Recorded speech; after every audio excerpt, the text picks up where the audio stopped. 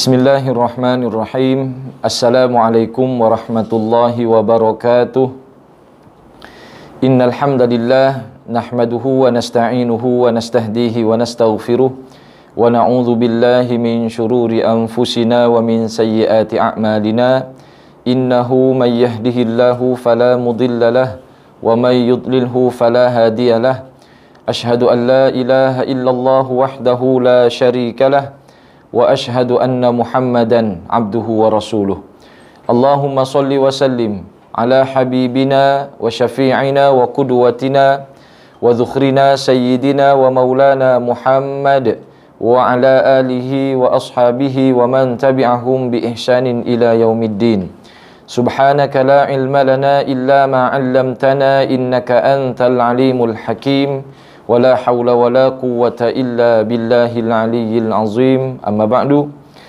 Yang saya hormati tuan-tuan, puan-puan, sidang penonton di Facebook Pejabat Qadi Daerah Kota Tinggi di mana saja tuan-tuan berada. Mudah-mudahan tuan-tuan semua moga-moga mendapat limpah rahmat daripada Allah Subhanahu wa taala, senantiasa berada dalam keadaan sehat walafiat dan mudah-mudahan diberkati kehidupan kita dunia dan akhirat insya-Allah. Tuan-tuan, puan-puan, sedang penonton yang dirahmati Allah, apa khabar semua? Sihat ya? Mudah-mudahan tuan-tuan semuanya sihat walafiat. InsyaAllah tak lama lagi tuan-tuan, kita mendekati bulan Ramadan Al-Mubarak. Kita sama-sama berdoa kepada Allah Subhanahu wa taala. Mudah-mudahan Allah Subhanahu wa taala memberkati kita di dalam bulan Sya'ban ini dan mudah-mudahan disampaikan, dipanjangkan umur kita sehingga kita dapat bertemu bulan Ramadan Al-Mubarak insya-Allah. Amin ya rabbal alamin. Tuan-tuan, puan-puan sedang penonton yang dirahmati Allah, insya-Allah kita akan sambung lagi siri perkongsian kita, iaitulah tafsir online di Facebook Pejabat Qadi Daerah Kota Tinggi, di mana jika tuan-tuan melihat dan melihat ataupun menyaksikan program kita pada hari ini, diminta jasa baik tuan-tuan untuk kita menambah lagi kebaikan-kebaikan, menyebar luaskan lagi kebaikan-kebaikan dengan menekan butang like dan kemudian menekan butang share. Dan sekiranya ada komen-komen tuan-tuan ataupun tuan-tuan ingin menegur siapa, bolehlah mengisi di ruang-ruang komen yang tertera di handphone tuan-tuan. Jadi insya-Allah kita pada hari ini sambung siri yang keempat, di mana pada siri keempat ini tuan-tuan puan-puan kita akan bahas berkenaan dengan tafsir surah Al-Fatihah, yang mana kita akan mulakan dengan kalimah ataupun dengan ayat Bismillahirrahmanirrahim. Sebelum ni tuan-tuan kita telah bahas berkenaan dengan Al-Isti'adzah, di mana pada perbahasan sebelum ni kita dah bahas Al-Isti'adzah dan kita juga telah membahaskan berkenaan dengan nama-nama bagi surah Al-Fatihah. Dan saya yakin tuan-tuan telah menonton dan melihat nama-nama surah Al-Fatihah tu ada banyak. Dan kenapa kita sangat mementingkan bacaan surah Al-Fatihah? Itulah dikarenakan terdapatnya banyak kelebihan-kelebihan di dalam nama-nama surah Al-Fatihah. Dan pada pagi ini tuan-tuan puan-puan, kita akan masuk kepada tafsir Bismillahirrahmanirrahim, yang mana perbahasan kitab ini saya ambil daripada perbahasan kitab Tafsir Al-Quranul Azim karangan Imam Ibn Kathir rahimahullahu ta'ala. Moga-moga Allah Subhanahu wa ta'ala memberi manfaat pada saya, pada tuan-tuan puan-puan daripada perbahasan ini, dan moga-moga Allah ta'ala memberkati pengarang kita, ulama-ulama sehinggalah yang menerangkan ilmu itu pada kita sekarang ni insya-Allah. Amin ya rabbal alamin. Tuan-tuan hadirin yang dirahmati Allah, yang pertama sekali pada kalimah ataupun pada ayat Bismillahirrahmanirrahim. Bismillahirrahmanirrahim, bila mana kita lihat di dalam kitab ini, para ulama sepakat mengatakan bahawasanya Bismillahirrahmanirrahim ini merupakan salah satu ayat daripada ayat surah An-Naml. Kalau tuan-tuan pernah baca surah An-Naml, surah semut, di dalam surah tersebut ada ayat yang ke-30. Allah Subhanahu wa taala berfirman menceritakan tentang sejarah Nabi Sulaiman alaihi salam, di mana ketika burung hudhud meletakkan surat di bilik ataupun di dalam istana Ratu Balqis, maka dibacalah oleh Ratu Balqis Allah Subhanahu wa taala berfirman di dalam ayat 30 itu, innahu min Sulaiman wa innahu bismillahirrahmanirrahim. Sesungguhnya lembaran ini daripada Sulaiman, dan sesungguhnya dengan nama Allah yang Maha Pemurah lagi Maha Penyayang. Jadi ulama sepakat Bismillahirrahmanirrahim di situ dia termasuk ayat daripada ayat surah An-Naml. Dan ulama berbeza pendapat tentang ayat Bismillahirrahmanirrahim ni, adakah dia ayat dari surah Al-Fatihah ataupun tidak. Apapun tuan-tuan puan-puan, pendek cerita, Bismillahirrahmanirrahim ini menurut jumhur para ulama adalah satu ayat daripada ayat surah Al-Fatihah. Dan Bismillahirrahmanirrahim ini merupakan ayat yang tersendiri untuk dibaca pada setiap surah. Jadi kalau kita membaca Al-Quran, setiap surah di dalam Al-Quran kita akan baca Bismillahirrahmanirrahim, kecuali surah Bara'ah ataupun surah At-Taubah. Bismillahirrahmanirrahim di dalam surah Al-Fatihah, ia merupakan ayat daripada surah Al-Fatihah, salah satu ayat dari surah Al-Fatihah. Manakala Bismillahirrahmanirrahim di surah-surah lain selain surah Al-Fatihah, di awal permulaan surah, ia merupakan ayat yang tersendiri dan tidak termasuk dalam bilangan surah tersebut. Contoh macam kita membaca surah Al-Ikhlas, Bismillahirrahmanirrahim, Qul huwallahu ahad, Allahus samad, lam yalid wa lam yulad wa lam yakul lahu kufuwan ahad. Bismillahirrahmanirrahim itu ayat tersendirinya. Sedangkan Qul huwallahu ahad, itulah kiraan ayat yang ayat pertama daripada surah. Dan ulama juga berbeza pendapat tentang menzahirkan ataupun menjaharkan ataupun mensirkan bacaan ini. Itu yang kadang kita dengar ada imam baca dikuatkan bismillahnya pada Fatihah, dan ada yang memperlahankannya. Apapun, mengikut pengamalan kita di Malaysia yang lebih cenderung kepada pandangan Imam Asy-Syafi'i rahimahullahu taala, mengatakan bahawasanya, ini di sini ada di dalam kitab Ibnu Katsir ini tuan-tuan, fa dhahaba Asy-Syafi'i rahimahullahu taala, maka Imam Asy-Syafi'i berpendapat bahawasanya yajharu biha ma'al Fatihati was surah, dikuatkan Bismillahirrahmanirrahim itu pada Fatihah dan pada surah-surah yang lain. Dan ini juga merupakan wahwa madhab tawaifi minas sahabah. Ini juga merupakan mazhab sekelompok besar para sahabat dan tabi'in dan imam-imam muslimin, sama ada salaf ataupun khalaf. Tu kalau kita lihat di Malaysia kita ni lebih mengamalkan kepada bila kita solat, kita akan jaharkan, kuatkan Bismillahirrahmanirrahim, dan juga kita akan kuatkan Bismillahirrahmanirrahim pada surah-surah yang lain.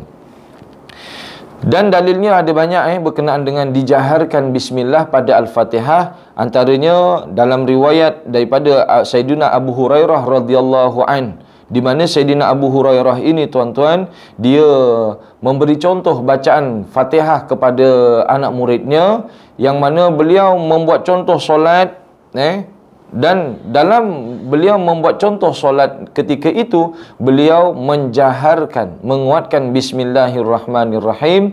Dan setelah memberi contoh solat itu pada anak muridnya, kata Sayyidina Abu Hurairah radhiyallahu an, sesungguhnya saya telah memberi contoh kepada kamu solat baginda Rasul sallallahu alaihi wasallam, yang mana dalam contoh itu beliau menguatkan Bismillahirrahmanirrahim.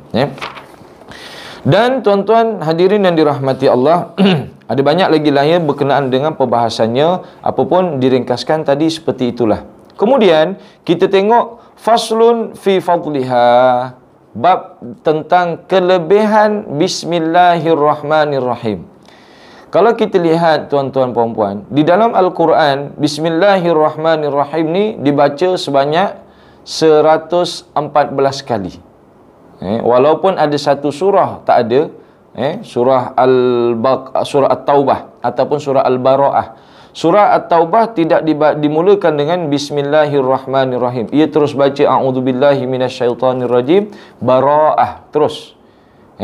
Tetapi ada satu surah yang dibaca 2 kali, iaitulah surah An-Namli. Surah yang di awal baca Bismillahirrahmanirrahim awal surah, dan ayat yang ke-30 diulang sekali lagi. Jadi ada satu surah dibaca 2 kali Bismillahirrahmanirrahim, maka cukuplah Bismillahirrahmanirrahim di dalam Quran sebanyak 114.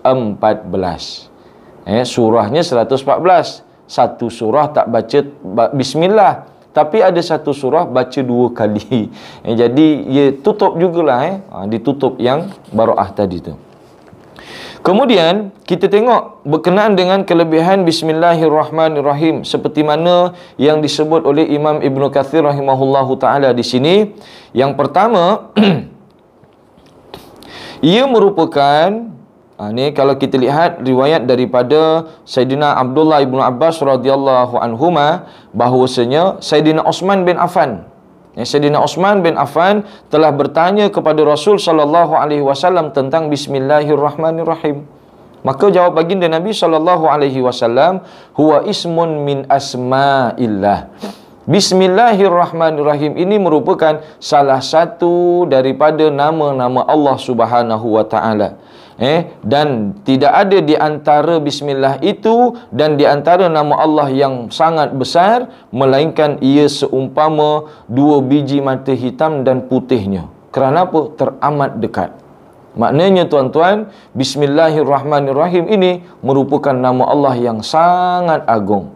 Maka sebab itulah tuan-tuan, kita zikir Bismillahirrahmanirrahim. Ia adalah merupakan nama Allah yang sangat besar. Salah satu daripada nama Allah Subhanahu wa taala, dan ia merupakan nama yang sangat agung.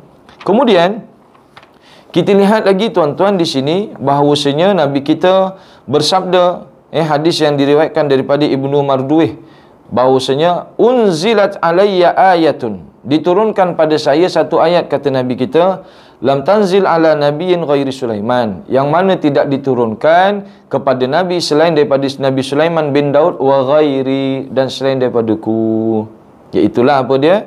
Bismillahirrahmanirrahim. Ada 2 nabi yang dapat penurunan Bismillahirrahmanirrahim, iaitulah nabi kita dan Nabi Sulaiman alaihi salam. Jadi orang pertama yang menyebut Bismillahirrahmanirrahim iaitulah Nabi Sulaiman. Berdasarkan cerita tadi itulah yang burung hudhud menyampaikan surat kepada Ratu Balqis, dan Ratu Balqis pun buka, tertulislah di situ, innahu min Sulaiman, sesungguhnya ini daripada Nabi Sulaiman alaihi salam, wa innahu, dan sesungguhnya Bismillahirrahmanirrahim, dengan nama Allah yang Maha Pemurah lagi Maha Penyayang. Dan kemudian diturunkan sekali lagi kepada baginda Nabi Muhammad sallallahu alaihi wasallam. Inilah pengakuan daripada Nabi sallallahu alaihi wasallam.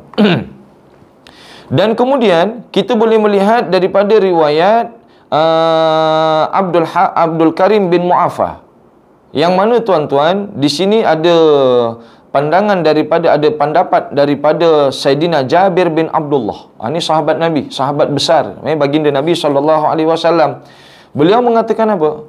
Lamma nazala Bismillahirrahmanirrahim, ketika mana telah turun Bismillahirrahmanirrahim, maka angin, ni saya baca Melayunya lah sebab dia punya bahasa Arabnya agak panjang. Ketika mana turun Bismillahirrahmanirrahim, angin bertiup, angin meniupkan awan ke arah timur, ataupun awan bergerak ke arah timur. Kemudian angin tidak bertiup, ataupun dikatakan angin sepoi-sepoi bahasa. Awan bergerak ke arah timur, angin tidak bergerak dengan kencang, wasakanatir riyahu, angin diam ataupun sepoi-sepoi bahasa, wahajul bahri, dan laut bergelora, dan kemudian semua binatang mendengar bacaan Bismillahirrahmanirrahim dengan telinga mereka. Dan kemudian direjamlah syaitan-syaitan dari langit, dan kemudian Allah Subhanahu wa taala pun bersumpah, wa halafallahu taala biizzatihi wa jalalihi, dan Allah pun bersumpah dengan keagungannya dan dengan kemuliaannya, annahu la yusamma ismuhu ala syai'in illa baraka fihi. Allah Ta'ala bersumpah, tidak ada sesuatu pun yang dinamakan atas namanya, melainkan diberkati ia padanya. Atas dasar inilah tuan-tuan, Nabi kita bersabda apa? Kullu amrin la yubda'u fihi bi bismillahirrahmanirrahim fahuwa ajzam. Setiap perkara yang tidak dimulakan dengan bismillahirrahmanirrahim, maka ia tidak sempurna. Jadi hadis ni mengait tuan-tuan. Nabi kita bersabda, dihuraikan oleh para sahabat, dikuatkan lagi dengan hadis Nabi SAW. Allah Ta'ala bersumpah, dengan kemuliaanku, dengan kebijaksanaanku, dengan kegagahanku dan ketinggian kedudukanku, tidak ada sesuatu pun yang dimulakan dengan bismillah, dengan menyebut namaku, melainkan ia akan diberkati. Maka dengan sebab itulah tuan-tuan, kita akan melihat nanti di sini para ulama menyatakan hadis-hadis dan pandangan-pandangan tentang perkara yang dimulakan dengan bismillah pasti akan ada keberkatan-keberkatan padanya. Sebab itulah kita kalau nak makan, kita sebut bismillah. Kita nak mandi, sebut bismillah. Kita nak berwuduk, sebut bismillah. Apatah lagi wuduk. Wuduk memang Nabi kita bersabda, la wudu'a liman lam yudhkarismallahi alaih. Tidak ada wuduk ataupun tidak sempurna wuduk bagi siapa yang tidak menyebut Allah Ta'ala, nama Allah Ta'ala padanya, iaitu pada perbuatan wuduk tersebut. Banyak kita perlu kepada bacaan bismillahirrahmanirrahim agar kita mendapat keberkatan. Apa maksud berkat tuan-tuan? Kadang kita selalu sebut berkat kan? Sama ada, ya Allah, berilah keberkatan pada rezeki saya. Kita sebut berkat. Ya Allah, berilah keberkatan pada pekerjaan saya. Kita sebut berkat. Ya Allah, berkatilah pasangan saya. Kita sebut berkat. Dan balik kenduri makan pun kita, ya Allah, mudah-mudahan ada berkat. Itu balik bawa berkat. Itu berkat makanan. Bukan itu tuan-tuan maksud berkat. Tapi berkat ini membawa maksud, kata para ulama, an-numu wa ziyadatul khair. Sesuatu yang berkembang dan bertambah kebaikan padanya. Itu nak maksud berkat. Ataupun yang disebut oleh Imam An-Nawawi rahimahullahu ta'ala, faidul khair. Berkat itu membawa maksud limpahan kebaikan yang banyak. Jadi mudah untuk kita mengukur apa itu berkat. Berkat ini membawa maksud perbuatan yang kita buat itu ada tak kebaikan di dalamnya, ataupun bertambah tak kebaikan di dalamnya. Contoh macam rezeki kita. Kita mengharapkan, ya Allah, mudah-mudahan rezeki saya berkat. Tengok rezeki kita tu banyak tak kebaikan yang kita gunakan daripada rezeki kita. Kalau ada, alhamdulillah. Contoh gaji kita sedekahkan, kita infakkan, kita bantu anak yatim, tolong orang miskin, kita rajin sedekah di masjid dan di surau, maka insya-Allah ada tanda berkatnya. Jadi tuan-tuan yang dirahmati Allah, itulah daripada riwayat Jabir bin Abdullah bahwasanya Allah Subhanahu wa taala bersumpah dengan kemuliaannya, sesuatu yang dimulakan dengan bismillah pasti akan dikurniakan keberkatan. Dan kemudian kita melihat riwayat daripada Ibnu Mas'ud, di mana tuan-tuan Ibnu Mas'ud sini berkata, man arada ayyunjihullahu minaz zabaniyah at-tis'ata asyara falyaqra. Siapa yang ingin untuk diselamatkan oleh Allah Subhanahu wa taala daripada malaikat zabaniyah. Malaikat zabaniyah ni tuan-tuan malaikat penjaga neraka. Sebanyak 19, maka bacalah bismillahirrahmanirrahim. Siapa yang ingin Allah Ta'ala jauhkan dirinya daripada malaikat zabaniyah, bacalah bismillahirrahmanirrahim. Kerana apa? Akan dijarakkan sebanyak 19. 19 apa? Iaitulah 19 jinnah, penghalang. Atau junnah. 19 junnah. Junnah itu maksudnya penghalang, dinding. 19. Kenapa beliau mengatakan 19? Kerana bismillahirrahmanirrahim itu ada 19 huruf. Tuan-tuan kalau kira ba sin mim alif lam lam ha alif lam ra ha mim nun alif lam ra ha ya mim, 19. Dan pendapat ini tuan-tuan, beliau ambil bersempena dengan ucapan baginda Nabi SAW ketika Nabi berkata, siapa yang berkata tadi tu, Rabbana lakal hamdu hamdan kathiran tayyiban mubarakan fi. Ada seorang sahabat mengaku, saya ya Rasulullah. Nabi kata apa? Saya melihat 30 lebih para malaikat berebut-rebut membawa bacaan itu ke langit. Kenapa Nabi berkata 30 lebih? Hadis ini hadis sahih tuan-tuan. Kerana pada kalimah itu hamdan Rabbana walakal hamdu hamdan kathiran tayyiban mubarakan fi, ada 34 huruf. 30 lebih huruf. Jadi ibarat satu huruf diwakili satu malaikat. Begitulah dengan Bismillahirrahmanirrahim. Menurut daripada Abdullah ibnu Mas'ud, satu hurufnya sebagai satu penghalang kita daripada neraka ataupun daripada malaikat Zabaniyah. Dengan kita mengulang banyak kali tuan-tuan, kita bangun tidur bismillah, memulakan nak makan bismillah, kita naiki kenderaan bismillah, maka bertambahlah penghalang-penghalang dinding-dinding kita daripada api neraka, insya-Allah. Amin. Kemudian bismillah juga dinyatakan di dalam kitab ini sebagai yang boleh mengecilkan syaitan. Pernah satu hari, hadis ini di dalam riwayat Imam Ahmad bin Hanbal di dalam kitab musnadnya, bahawasanya Nabi pernah satu hari membonceng seorang sahabat. Sahabat ni duduk belakang lah, Nabi duduk di depan. Bila mana memboncengi Nabi tuan-tuan, tiba-tiba unta yang Nabi naik tu terpeleot. Berat kaki dia tu terginilah. Nak cakap tergelincir tak tergelincir, dia terpeleot gitulah. Biasalah, binatang pun boleh terpeleot. Kita manusia boleh terpeleot, binatang pun boleh terpeleot. Jadi unta itu terpeleot. Tuan-tuan, ketika unta tersebut terpeleot, dia pun berkata, apa dia? Ta'isus syaitan, celakalah kau setan, kata sahabat yang bonceng Nabi. Yang berada di belakang Nabi tu, dia kata, oh celakalah kau setan. Kerana apa? Ni yang mempeleotkan unta ni, ni kerja setan. Apa kata Nabi kita tuan-tuan? La takul hakaza. Jangan kamu kata sedemikian. Jangan kamu kata celakalah syaitan. Kerana apa? Bila kamu kata celakalah syaitan, maka syaitan akan berbangga dan dia akan rasa kagum. Kerana apa? Unta itu terpeleot kerana perbuatanku.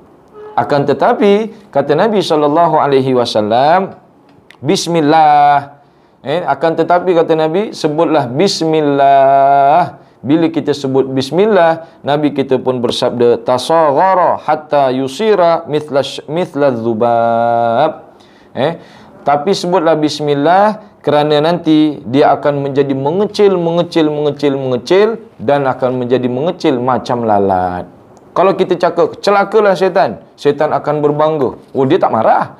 Kita celakalah syaitan. Oh, maksudnya syaitan dapat memberi kesan kepada perbuatannya, pada perbuatan kita dan kehidupan kita. Bila kita sebut celaka, syaitan akan berbangga dan Nabi sebut dia akan menjadi besar seperti besarnya sebuah rumah. Akan tetapi sebutlah bismillah, maka tasaghara, dia akan mengecil, saling mengecil sampailah dia menjadi macam seekor lalat. Okey.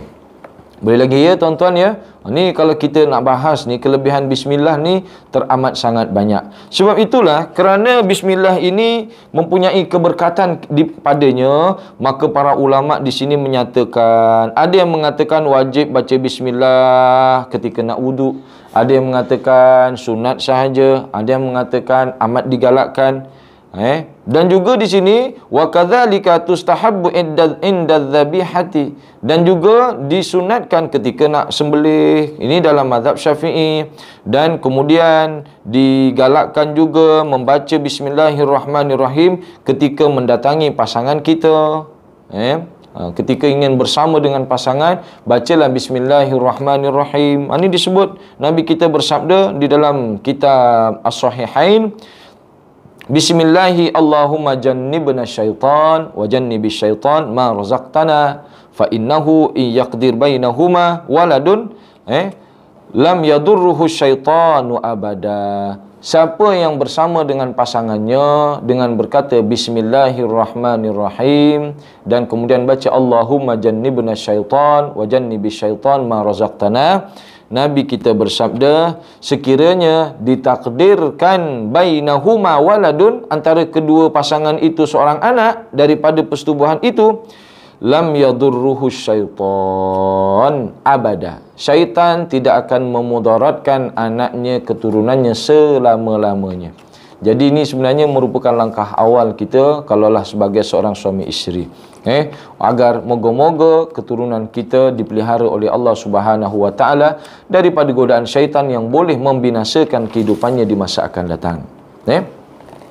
Kemudian tuan-tuan, puan-puan, hadirin dan sidang penonton yang dirahmati Allah, kita boleh melihat lagi ya di sini tentang bismillahirrahmanirrahim. Ada banyak, antaranya kalau kita ingin menaiki kenderaan, irkabu fiha bismillahi majriha wa mursaha inna rabbi laghafurur rahim. Boleh juga kita menaiki kenderaan, baca bismillahi majriha wa mursaha wa inna rabbi laghafurur rahim. Sesungguhnya Tuhanku Maha Pengampun lagi Maha Penyayang. Itu bacalah tuan-tuan ya. Kerana apa? Perintahnya teramat sangat banyak. Nak baca, nak naik kenderaan baca bismillah, kemudian kita nak makan baca bismillah, kita ingin memulakan apa sahaja hendaklah kita dengan membaca bismillahirrahmanirrahim. Okey, kemudian kita tengok lagi tuan-tuan, di sini ada beberapa riwayat berkenaan dengan bismillahirrahmanirrahim lagi. Ini cuma riwayat ini tuan-tuan ada perbahasan di kalangan para ulama. Ini merupakan pendapat yang mengatakan awal yang diturunkan pada Nabi ialah bismillahirrahmanirrahim baru Iqra. Kan kita ni kan ulama selisih pendapat.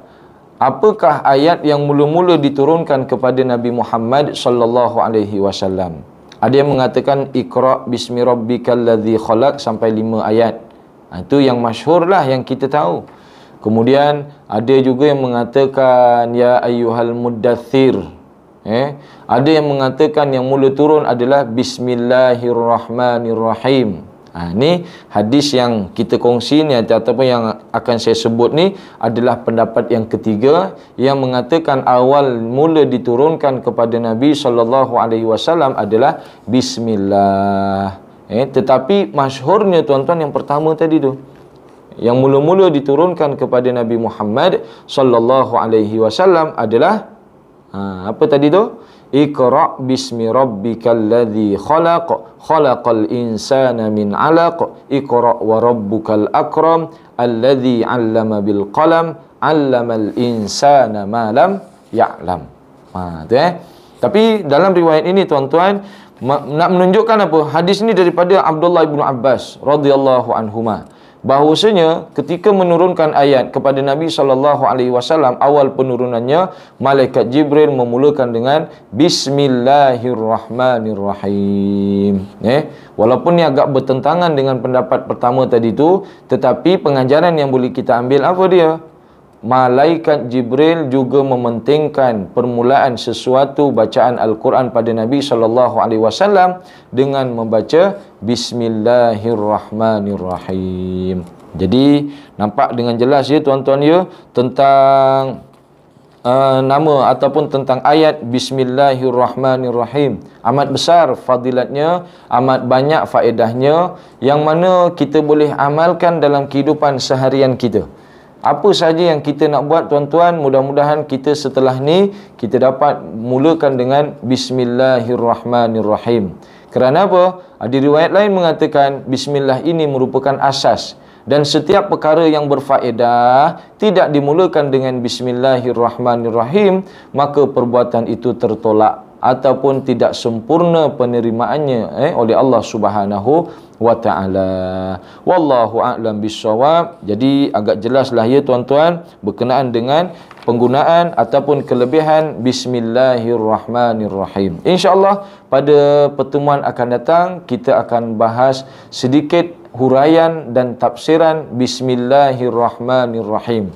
Mungkin ada yang bertanya, apa beza Ar-Rahman dan Ar-Rahim?